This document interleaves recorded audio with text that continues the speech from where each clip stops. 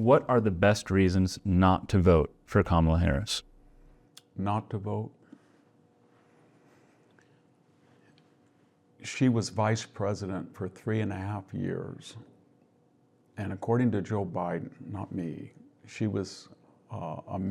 agreed with everything and was in on all the major decisions. She has said she was the last person in the room. The first thing is foreign policy.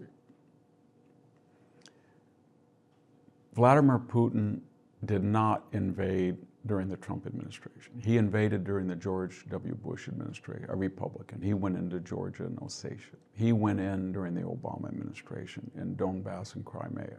He went to try to take Kiev and further his borderland acquisitions in 2022. He did not during the Trump administration. We didn't have a Middle East war during the Trump administration. In other words, Jake Sullivan, the National Security Advisor, said at one point prior to, I shouldn't say prior, I think it was 8 days before October 7th, that the Middle East is the most peaceful it's been in 20 years. That's his acknowledgement. We didn't have China serially threatening Taiwan. We didn't have North Korea again launching missiles into other people's airspace. We have all of that now, and that is predicated on the idea that this administration lost deterrence. How did they lose deterrence? They lost deterrence by a humiliating withdrawal from Afghanistan that turned over $1 billion embassy, a $300 million retrofitted Bagram Air Base that was defensible. And Secretary of State Pompeo has said that his withdrawal plan had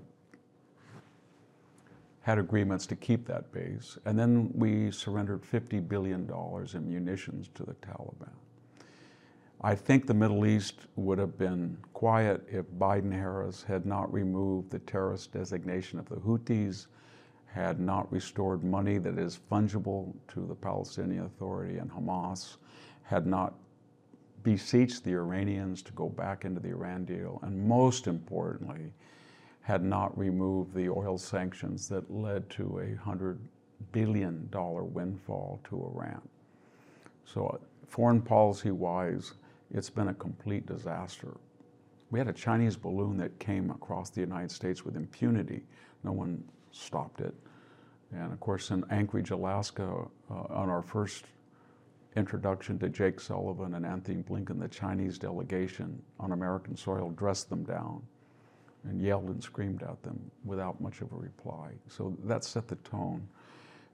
And so we have a world that we're looking at 3 possible theater-wide wars. One in Ukraine, where one of the belligerents has nuclear weapons. One in the Middle East, where one of the belligerents has nuclear weapons, and the Iranians may have nuclear weapons or will do so shortly. And one of them between Taiwan and China, where they have nuclear weapons. So it is the most dangerous time in my lifetime. If you look at domestically,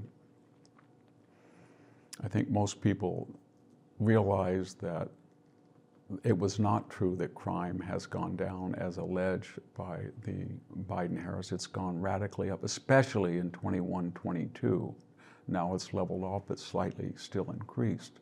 I think most people realize that are middle class that the things that are most important to them, rent, staple foods, insurance, gas, have gone up 20 to 30% and stayed there. So when people say inflation's down, what they mean is it's down to about 2 or 3%, but it has not gone down to where the prices were when they took office in 21. Most importantly, though, I would not vote for her because there is weaponization of the FBI, the DOJ, the CIA, in a way we've never seen before. In the 2020 election, the FBI partnered with social media concerns to suppress news accounts that Hunter Biden's laptop was authentic. It had been authenticated by the FBI, so their own agency knew it was authentic, yet they were going to Facebook and the old Twitter to try to suppress accounts that it was inauthentic. 51 so-called intelligence authorities, so-called retired, many of them were still contracting with the CIA, deliberately lied to the American people right before the first debate, just a few days before the election, that this laptop had all the hallmarks of Russian disinformation. It didn't. It was authentic. So, and then when you look at the CIA and people like John Brennan, who's lied twice under oath to Congress, and their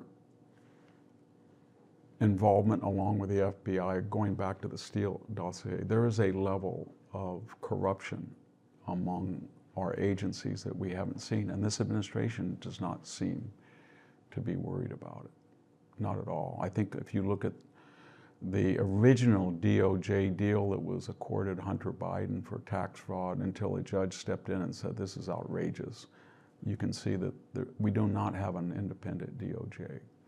And I think in all the cases I mentioned, one of the advantages Trump has is that 99% of the mainstream media, I know that's a cliche, but I'm talking about the network news, CBS, ABC, NBC, NPR, PBS, Washington Post, New York Times, LA Times, social media, Apple, Google, all of them despise him, and they monitor almost everything he does. And so even if he was wanting to do what has been done during the Biden years, he couldn't, because it would be all over the papers. In contrast, all of what I just talked about, you can't even find a mainstream media disinterested account of it. And